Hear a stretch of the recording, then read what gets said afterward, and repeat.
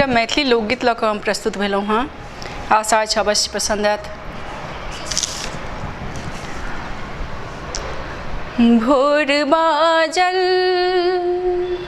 बाजल बाजल बाजल हिजोर बाजल बाजल बाजल। किएक तऽ ओ एलखिन हँ तैला भोर भऽ गेलै और पौ साफ भऽ कऽ इजोर भऽ गेलै। ओहिसँ नायिकाके प्रसन्नताके कोनो ओर छोर नहीं छनि, ताहि हेतु ओ अपन मनके भावना व्यक्त केलथि अछि। आगू सुनू।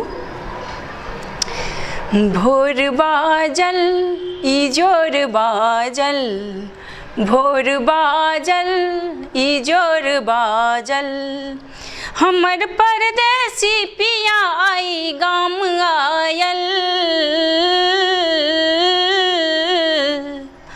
भोर बाजल इजोर बाजल भोर बाजल इजोर बाजल।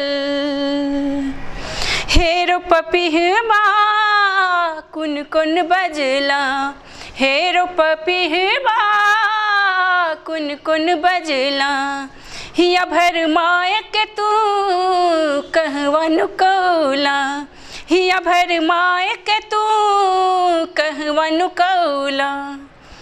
हमर हिया में हल हल हिलोर लागल। भोर बाजल इजोर बाजल भोर बाजल इजोर बाजल हमर परदेसी पिया आई गाम आयल।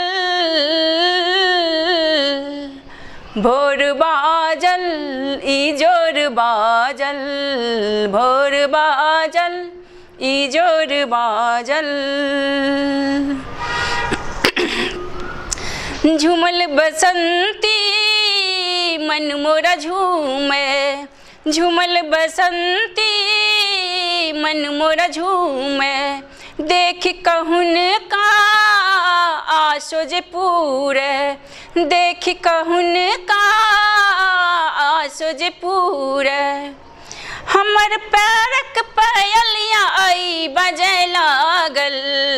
भोर बाजल इजोर बाजल भोर बाजल इजोर बाजल हमर परदेसी पिया आई गाम आयल। भोर बाजल इजोर बाजल।